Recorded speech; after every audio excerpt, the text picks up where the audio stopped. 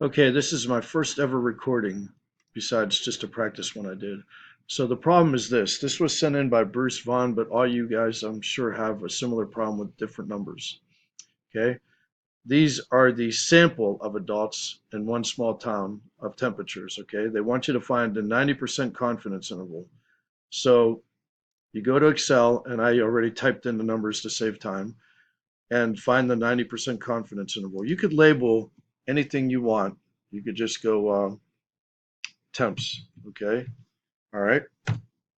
So now the first thing we have to do is find the average or the mean. So we go to formulas in Excel, more functions, statistical, average. I know it's mean, but average and mean are the same thing.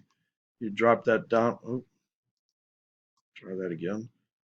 All right. You highlight all the numbers you want to take the average of, and boom, there it appears right there. You might even want to put mean next to it. You could do anything you want in Excel. Okay, now I'm going to do the same thing. I need to do standard deviation. It is a sample right up there. It is a sample of adults. Remember from the previous chapter, the calculation for a standard deviation of a sample and a population are slightly different. So you do the same thing, formulas, more functions, statistical, and you take it down to standard deviation, STD. Here's standard deviation population. We don't want that. Standard deviation sample, S. Click on that, and then you click and drag all the numbers you want to take the standard deviation of it, just like we did the mean, and there's your standard deviation. Okay, so might want to put like SD next to that. Okay, standard deviation. Now you want to find the margin of error. Now remember, I don't know if you remember this. I'll just type this in above. So you take the mean, and then you add the margin of error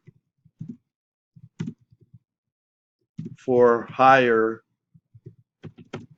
value, and you take the mean and subtract margin of error for the lower value.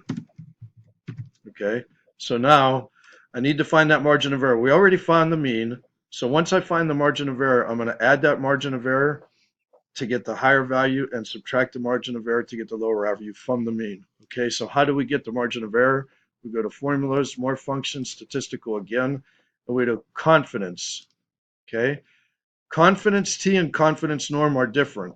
If we knew the standard deviation of the population, which we don't, we would use that. Since we do not know the standard deviation of the population, we use the T distribution. T distribution means we're using the sample standard deviation given, which is the one we just gave right there, okay? So hit that, and then it's going to give you alpha. Now, here's a tricky part. The confidence interval is 90%, which means you have to take 1 minus that for your alpha, so which is 10%. So you put 0.1 in here as your alpha, okay? Your standard deviation, don't type that in. Don't bother typing it in. Just go and grab that right here, and then it already put it in there. See, it put the number in there. You're not rounding or anything, okay? And the sample size, there's 9 samples in there, and hit OK. That's your margin of error. And again, let Excel do all the work. Do not retype in the number that's given in the standard deviation. Just go ahead and grab it so there's no rounding errors, okay? Now, I simply take the mean, and anytime I want to do a calculation in Excel, I simply hit the equal button first, and then I want to take the mean and add this margin of error. Actually, I'm going to put margin of error here.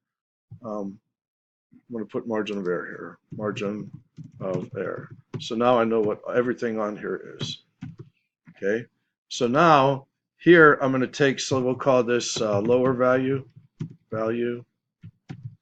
We'll call this higher value. Okay, so pick a cell here, and then for the lower value, I'm going to hit the equal sign, and I'm going to say take the mean, and then add plus, no, subtract rather, we're doing the subtract first, lower value, minus the margin of error, there, equals. Okay, there's your lower value. Your higher value, do the same thing, except of course you say plus instead of minus. So equals, always hit equal sign first, take the mean here, and then add plus the margin of error there, boom. So there are now that you have all the right answers that aren't rounded, because you did not retype anything. You let Excel do all the work for you. Now you round the answers to where they want to know. So the lower value should be, and they want three places, I believe, if I remember.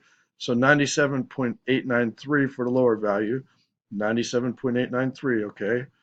And for the higher value should be 98.952, 98.952. And that's how you do that problem. And again, I want to iterate to you, let Excel do all the work. You do not have to retype anything. You could just grab the numbers that Excel all did for you. So there's no rounding errors. Round the final answers.